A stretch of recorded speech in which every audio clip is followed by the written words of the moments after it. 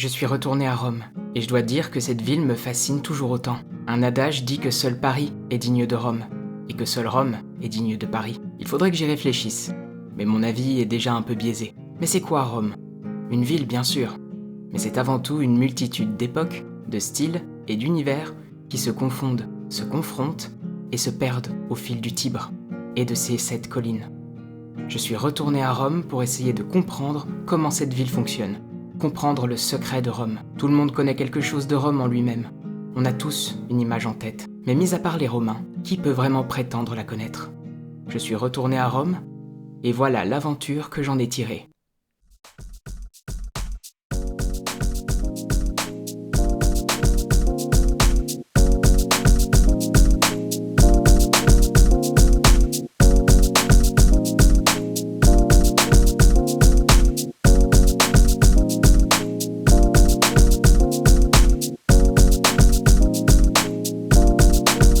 Comment ça se passe pour vous? Écoutez, ça se passe très bien. Il fait beau, il fait chaud, les enfants sont contents. Nous, on adore le séjour. Avec derrière toi, qu'est-ce qu'on trouve? Le Colisée, finalement. Le Colisée, finalement, pourquoi pas?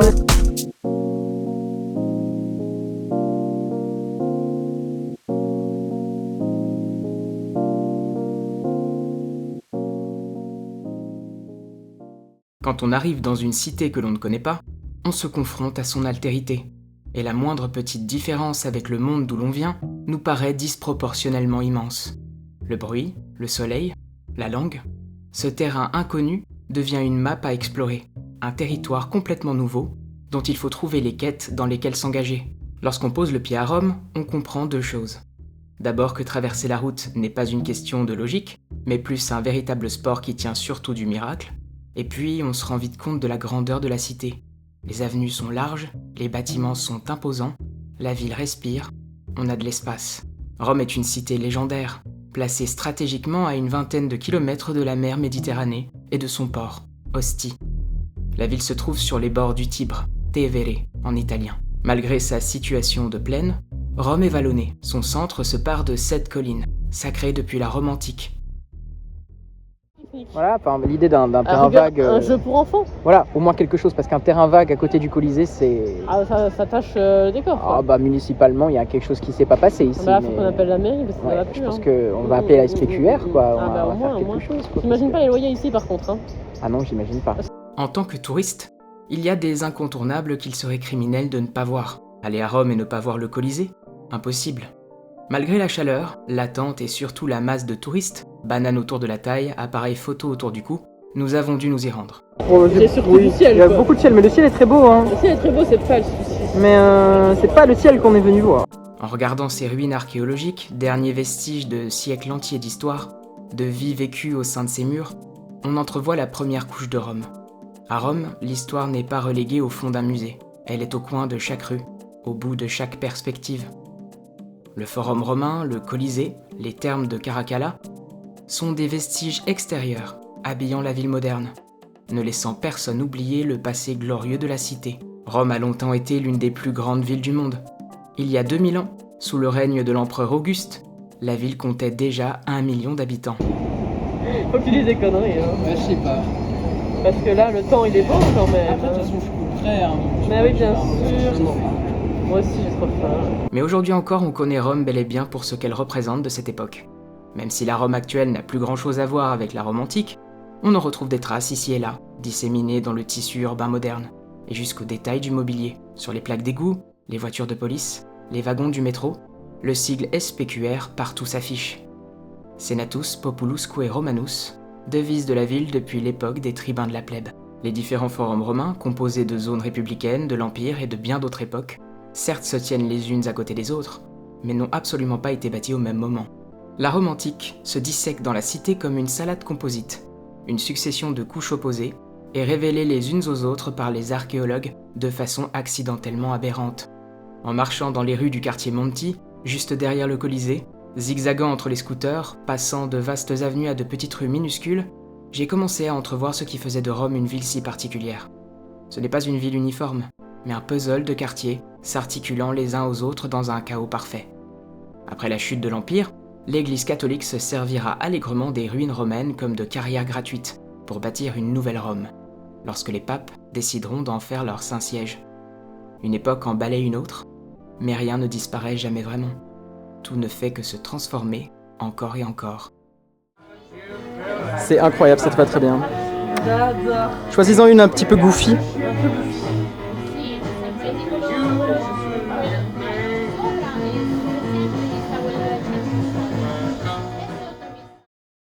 En s'éloignant du quartier du Forum, on longe le Tibre longtemps. Et finissant par tomber sur le Vatican, on se rappelle alors de nos vieux cours de catéchisme. Si Rome est connue pour sa période romaine, elle l'est tout autant pour sa période papale, qui lui a permis de retrouver son prestige. Si l'enclave du Vatican, véritable pays indépendant, situé dans la ville de Rome, et accueillant la résidence du pape et la basilique papale, mesure de nos jours 44 hectares, il a longtemps été bien plus puissant. Aujourd'hui emmuré et rempli de pèlerins et de touristes, c'est une drôle d'enclave au milieu des rues romaines. Et lorsque l'on y pénètre, sans short et les épaules couverts, on a cette dérangeante sensation d'entrer dans un monde parallèle et secret. Certes loin du tumulte de la cité, mais dont les drôles de coutumes influencent toujours la ville. On retrouve des hôtels dédiés à la Vierge Marie un peu partout, au coin des rues, sous les ponts, et le plus insolite, dans certaines stations de métro. Bien que surannés, ils ont le point commun d'être très bien entretenus et fleuris. Ils ne sont pas invisibles pour tout le monde. À l'aéroport, à la gare, dans les rues, on croise des moines en soutane, des sœurs en voile. On trouve des églises qui jouent des messes à tous les coins de rue et à toute heure. Rome n'est pas la capitale spirituelle du monde catholique pour rien. Est-ce que l'on peut résumer Rome à cette passion ? Tous les Romains sont-ils catholiques ? Ce serait réducteur et ce serait oublier que Rome est aussi la capitale et un centre culturel majeur pour l'art le plus profane du XXe siècle, le cinéma. En se perdant dans le dédale des rues du quartier de Trévi, on tombe sur une fontaine baignée par une marée de touristes. Une fontaine qui a fait sa réputation dans le cinéma romain des années 60. Marcello, come here. Hurry up.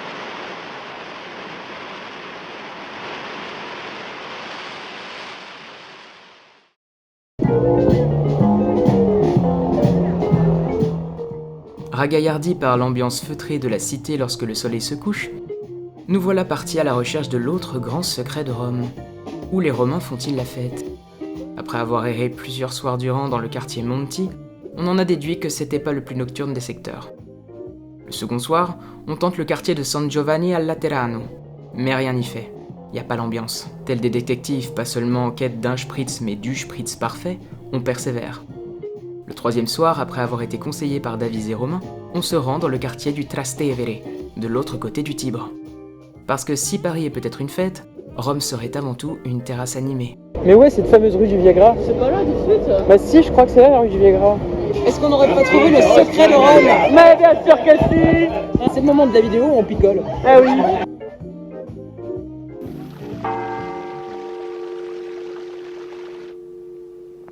Questa signora che rientra a casa costeggiando il muro dell'antico palazzetto patrizio è un'attrice romana, Anna Magnani, che potrebbe essere anche un po' il simbolo della città. Che so io? Una Roma vista come lupa e vestale, aristocratica e stracciona, tetra, buffonesca. Potrei continuare fino a domattina.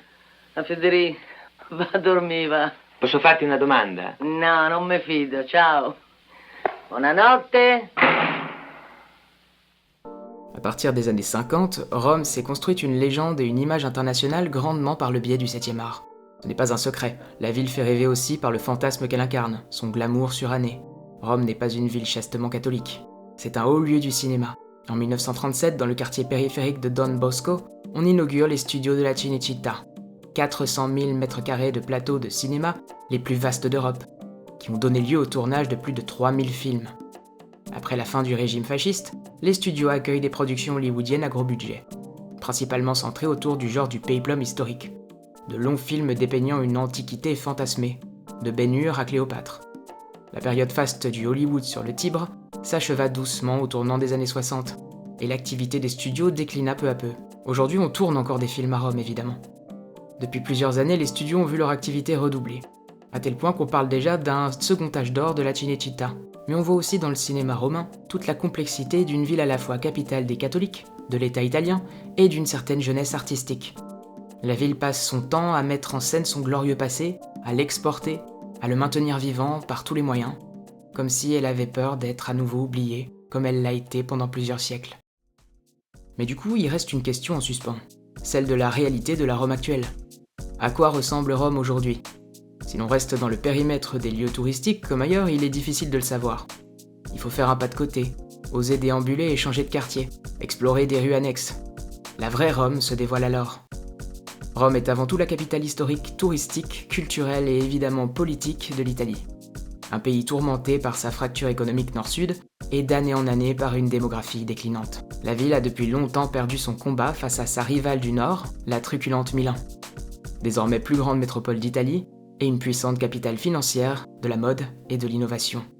Indéniablement le cœur battant du monde italien du XXIe siècle. Mais si Milan possède bien des atouts, elle ne possède ni la beauté ni la richesse de Rome. Si c'est bien à Milan que l'on va faire de l'argent, c'est toujours à Rome que l'on va faire carrière. Les presque 3 millions de Romains qui composent la ville d'aujourd'hui peuplent une cité immense et diverse, paralysée par un trafic automobile sclérosant et par des transports en commun bien trop peu développés. Rome est une ville à l'architecture bordélique et branlante. Derrière la gare de Termini, on trouve encore un vieux tramway cahotant lentement dans un bruit des enfers, à travers des quartiers populaires désertés par les touristes. C'est ce que j'aime aussi à Rome, comme dans le reste de l'Italie, ce côté brut et brutal, ces infrastructures rouillées et laissées dans leur jus. Dans le quartier Pigneto, à moins de 2 km des splendeurs admirées des touristes, on trouve la Via Prenestina et son échangeur à autoroute express, surplombant les habitations, sorti de nulle part, posé là, mais néanmoins gigantesque, accueillant l'automobiliste en provenance du périphérique. Rome, c'est aussi le métro bondé en heure de pointe, les cortèges des voitures noires du chef de l'État qui descendent en trombe la Via del Corso, depuis le palais de Chigi, les tags sur les bâtiments, que plus personne n'enlève, parce qu'ils repoussent aussi vite que la mauvaise herbe, les jeunes Romains, aux tatouages flamboyants, qui descendent au Trastevere faire la fête. C'est les bonnes sœurs en route pour le Vatican, une Bible à la main. Les Romains qui ne s'énervent jamais, malgré les malfonctions chroniques de la cité, qui les a forcés à se doter d'un inébranlable second degré. Et puis, c'est une myriade de quartiers inconnus, aux rues larges et défoncées, mais bordées d'arbres magnifiques, de cours intérieures colorées et mystérieuses, aux pins battus par les vents maritimes. C'est tout ça, Rome. Une ville définie par ses contrastes et ses fossés gigantesques, autant que ses populations. Un puzzle architectural, spirituel et moral, qui cohabite malgré tout dans une relative sérénité, trouvée au fil des siècles. Et c'est au détour justement d'une balade dans le parc Borghese, en fin d'après-midi, fuyant la chaleur déjà étouffante de ce début du mois de mai, que quelque chose d'étrange s'est passé. Sur la Piazza del Popolo, l'atmosphère a changé d'un coup. Les klaxons se sont mis à retentir, les bus ont cessé de circuler. Une certaine fumée blanche venait de sortir d'une cheminée du Vatican. Alors qu'on tentait de fuir la cohue, le bus dans lequel on est monté, pris dans les embouteillages, a changé de parcours.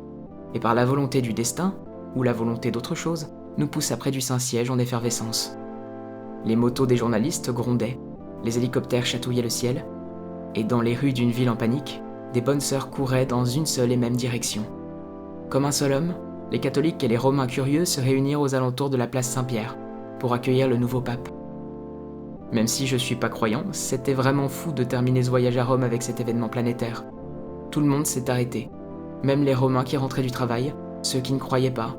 Tout le monde semblait curieux. Habemus papam. Dio, Dio che ci ama tutti incondizionalmente. Ancora conserviamo nei nostri orecchi quella voce debole ma sempre coraggiosa di Papa Francesco che benediva Roma. Ils ont trouvé le pape. Et c'est ça qu'on pourrait retenir de Rome, au fond. On est toujours surpris par cette ville. Il y a tant à y voir, de la laideur à la beauté, d'une période historique à une autre, de la poésie au vulgaire, du bruit au silence. Il n'y a parfois qu'un simple trottoir à traverser.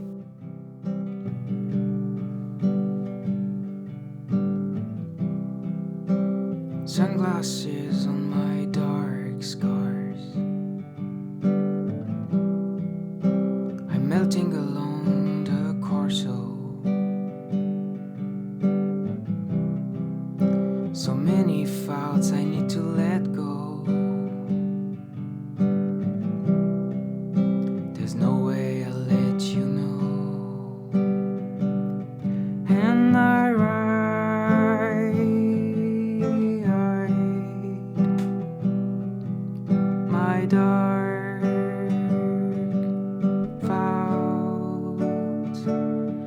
it's so nice.